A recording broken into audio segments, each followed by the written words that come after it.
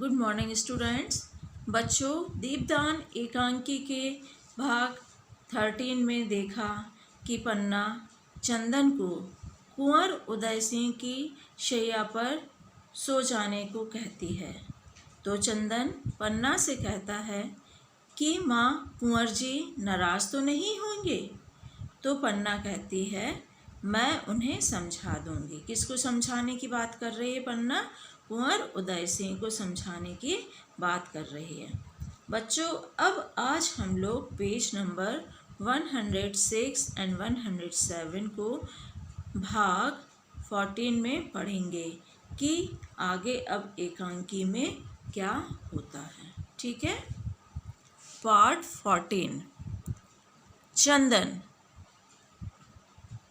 माँ, मैं आंखें बंद कर तुम्हारी बातें सुन रहा था कि एक काली छाया मेरे सिर के पास आई और उसने मुझे मारने को तलवार उठाई। माँ, वह काली छाया, काली छाया। अब चंदन अपनी माँ से बोल रहा है। जब उसकी माँ उसको कहानियाँ सुलाने की कोशिश करती है तो चंदन क्या करता है? आंखें बंद करके सोने की कोशिश तो करता है, पर उसको नींद नहीं आ रही है। और वो क्या बोल रहा है माँ से कि माँ, मुझे मारने के लिए कोई काली छाया तलवार लेकर के आ रही है, तलवार उठाए हुए मुझे मारने के लिए आ रही है।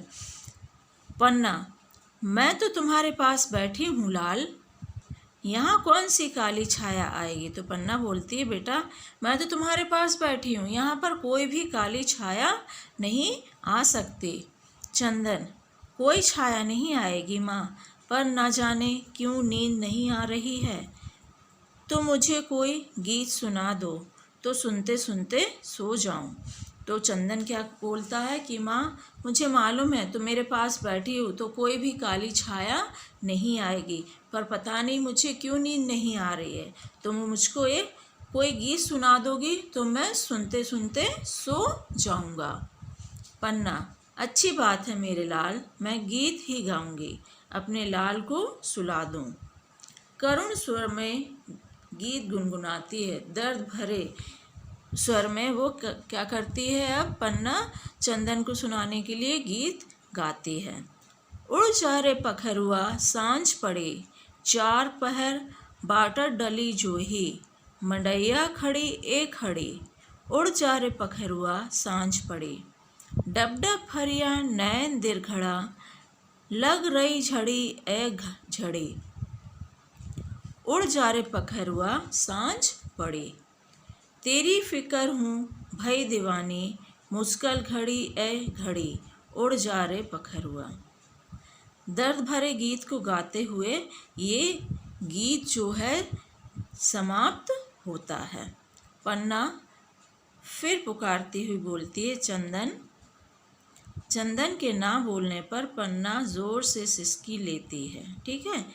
ये पन्ना जब गीत गाती है तो उसका बेटा चंदन सो जाता है। ठीक है।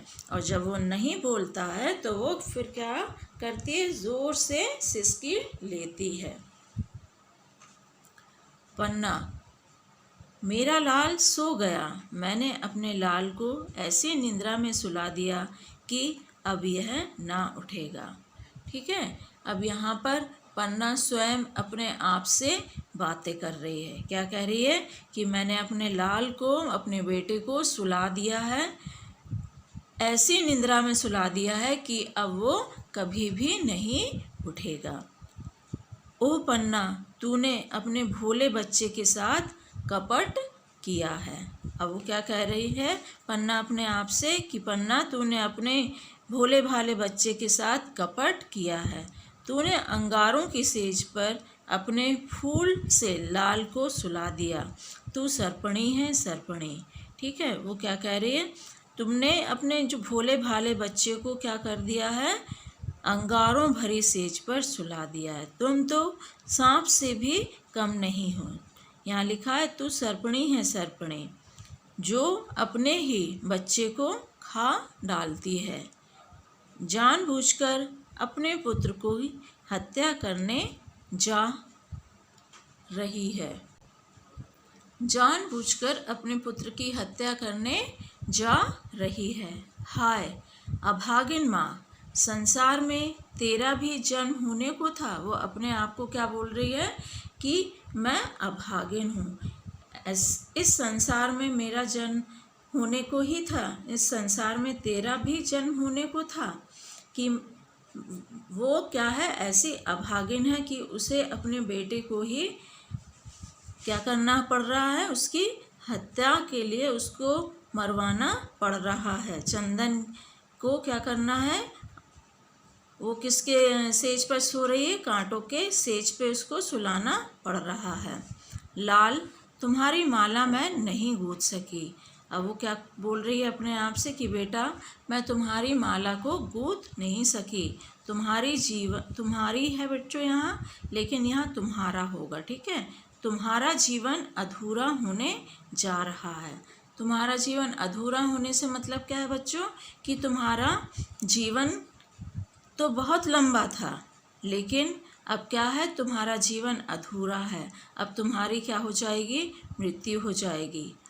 माला कैसे पूरी होती, अब तुम्हारा जीवन अधूरा है तो माला कैसे पूरी होती। आज अंतिम दिन में तुम्हें अपने हाथों से भोजन भी ना करा सकी।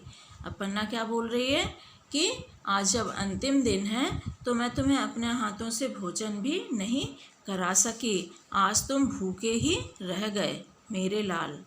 तुम क्या जानो कि कल तुम और कुंवर साथ साथ कैसे भोजन करोगे।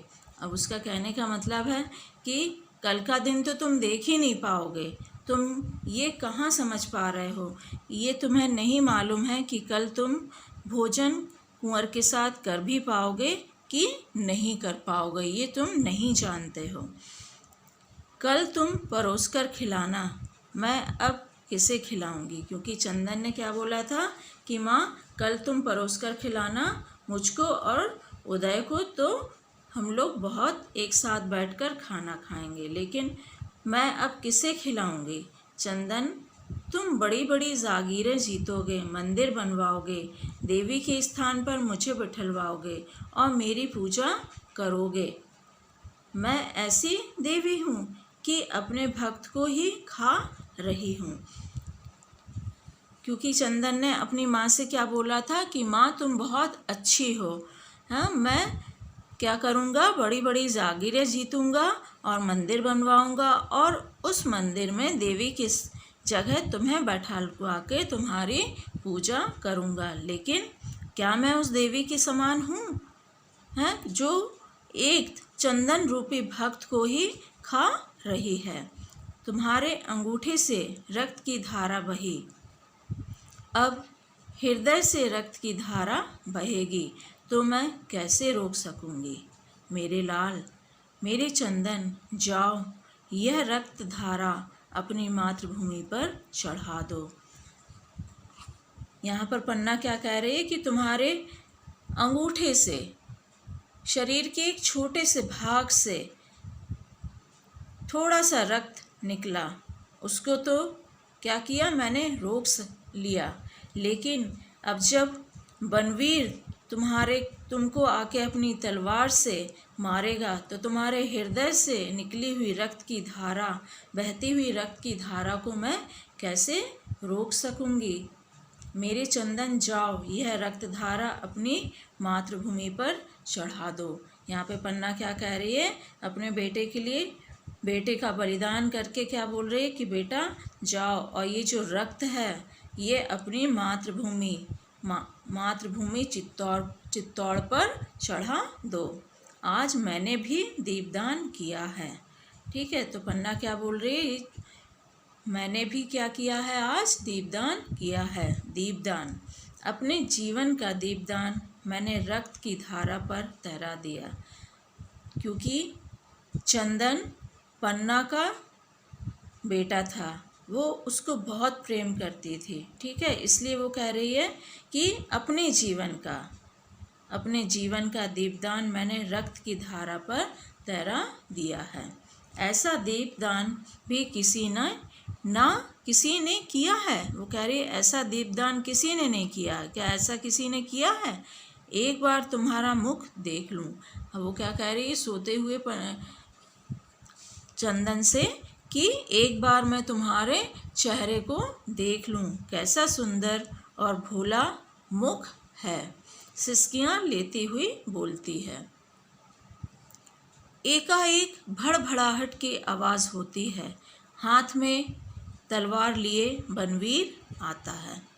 बनवीर मद्य पीने से उसके शब्द लड़खड़ा रहे हैं। पन्ना, मद्य का अर्थ होता है बच्चों यहाँ पे शराब पीने से, उसका नशा करने से क्या हो रहा है, उसको बोलने में भी परेशानी हो रही है, उसके शब्द लड़खड़ा रहे हैं।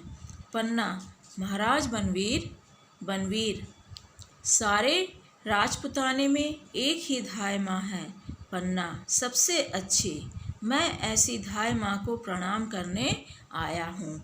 अब बनवीर क्या बोल रहा है पन्ना से कि पूरे राजपुताने में, पूरे चित्तौड़ में बस तुमसे अच्छी धाय माँ कोई नहीं है। मैं तुमको क्या करने आया हूँ, प्रणाम करने आया हूँ। ऐ धाय माँ की आंखों में आंसू। और बनवीर क्या बोलता है, अरे तुम्हारे आंखों में आंसू कैसे? पन्ना, नहीं, आंसू नहीं, आज मेरे कुंवर बिना भोजन किए ही सो गए। तो पन्ना क्या बोलती है, नहीं, ये आंसू नहीं है, ये इसलिए हैं कि आज मेरे कुंवर जो हैं बिना भोजन किए ही सो गए हैं। बनवीर, आज के दिन भोजन नहीं किया? अरे आज तो उत्सव का दिन है। तो बनवीर क्या बोलता है, आज इतना महान दिन है, उत्सव का दिन है, दीपदान का दिन है और भोजन नहीं किया, आनंद का दिन है, अट्टहास करते तेरे मेरे महल से में 300। अब बच्चों बनवीर के यहाँ इसका आधा संवाद बच्चों आपका पेज नंबर 108 में, ठीक है, भाग नंबर 15 में देखेंगे हम लोग, ठीक है। यहाँ से ही पूरा हम लोग देख लेंगे। यहाँ तक हम लोग ने देखा कि बनवीर क्या कह रहे हैं कि तुम्हारी आंखों में आंसू। तो पन्ना ने कहा कि नहीं, आंसू नहीं, पर आज मेरे कुंवर बिना भोजन किए ही सो गए हैं। धन्यवाद।